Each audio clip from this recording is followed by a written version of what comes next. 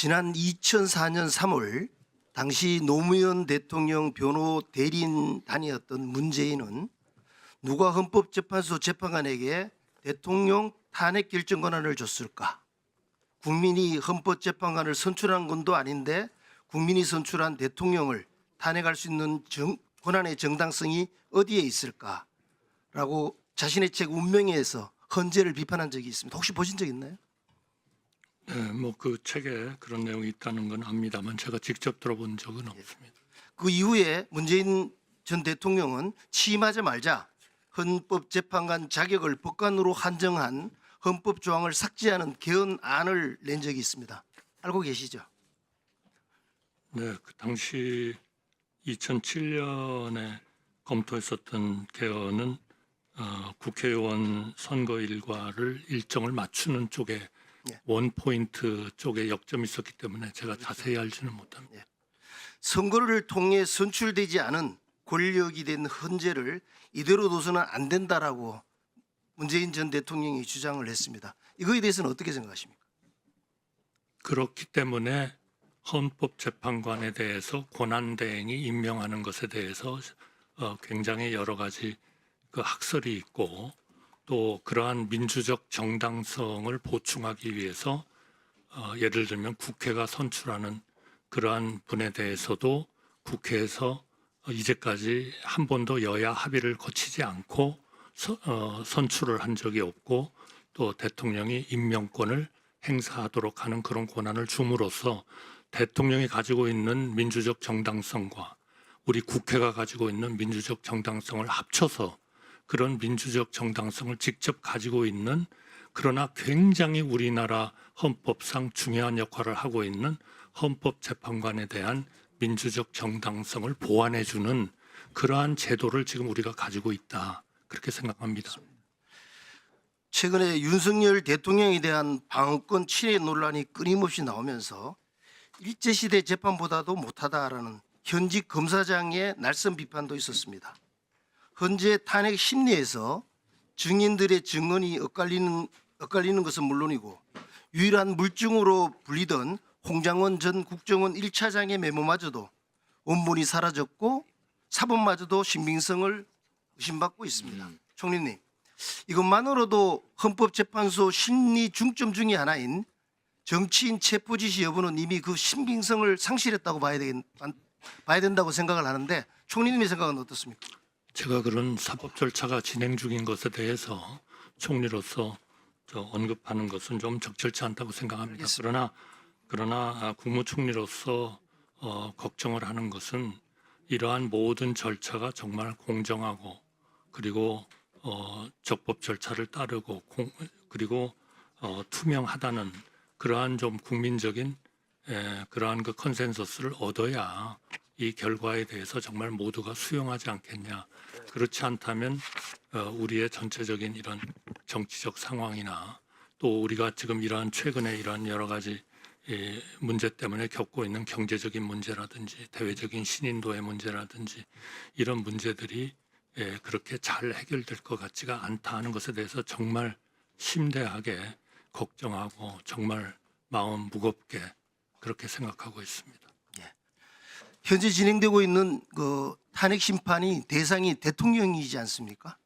단심제 헌법재판에서 5심의 그 치명성은 아주 크다고 합니다. 생각이 됩니다. 그것도 대통령이라면 더 크다고 생각하는데 총리께서는 어떻게 생각하십니까?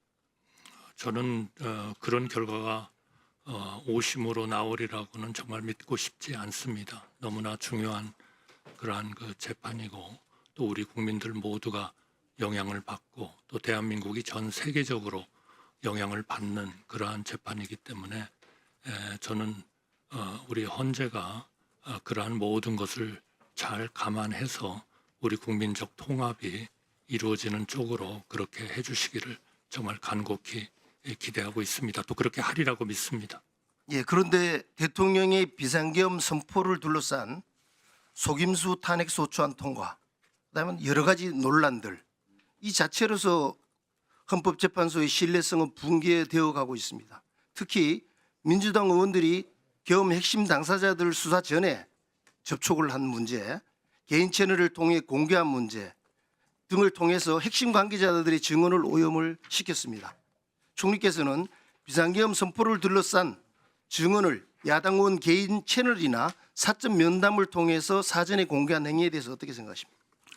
그 모든 점은 제가 어떤 판단을 하기는 저는 적절치 않다고 생각합니다. 수사와 또 우리의 그 사법 절차를 통해서 밖에는 밝혀질 수가 없는 일들이 아닌가 저는 그렇게 생각하고 있습니다.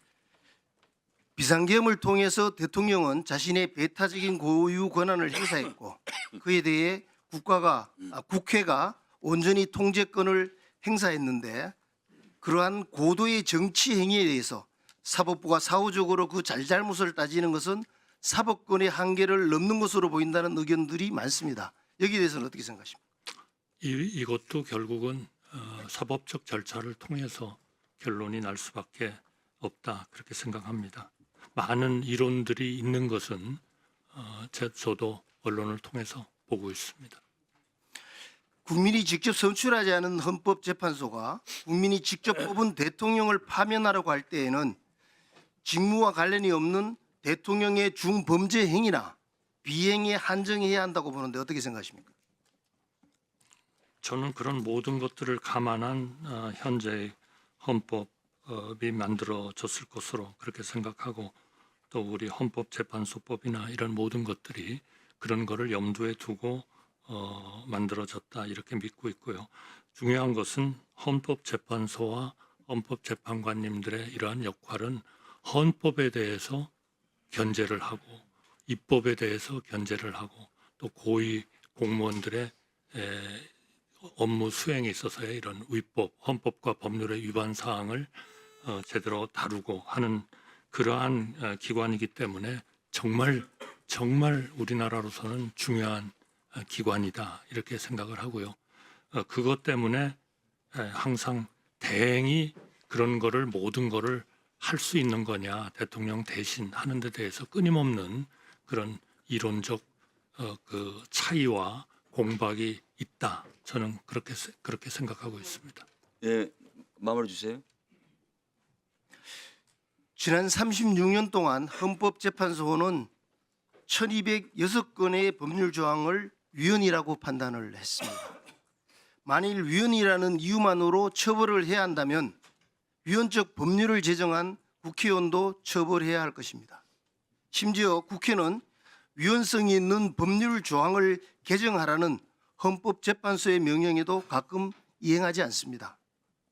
이러한 재반 문제점들, 지적들에 대해서 오늘 총리님 마지막 나오실 기회인 것 같은데 전반적인 소회를 한번 말씀해 주십시오. 제가 이런 문제에 대해서 단언적으로 말씀을 드릴 수는 없다고 생각합니다. 저희 잠깐 제가 그 13일 동안 권한대행을 할 때에도 권한대행으로서 해야 할 하나의 기본적인 방향은 뭐냐 이렇게 봤을 때 우리는 헌법과 법률과 그리고 대한민국의 미래를 보고 모든 판단을 해야 할 일은 판단을 해야 된다 이렇게 믿었습니다. 마찬가지로 이런 모든 조항들은 결국 우리 헌법과 법률과 그리고 공정과 상식과 국민의 눈높이와 이런 것들에 따라서 결정이 되어야 한다 그렇게 믿고 있고 또 우리 정말 우수한 우리의 국민들 또 우리 국회의원님들 모두가 그런 거를 위해서 그런 결론이 날 수 있도록 힘을 합치고 또 최근에 보이는 그런 과도한 이런 그 소위 그 하나의 그런 통합을 좀 이렇게 멀리 가는 것 같은 이런 일들을 정말 우리가 지혜를 모아서 해야 된다. 이것은 단순히 그냥 우리 나라의 하나의 문제가 아니라 우리나라가 앞으로 전 세계에서 커나가야 할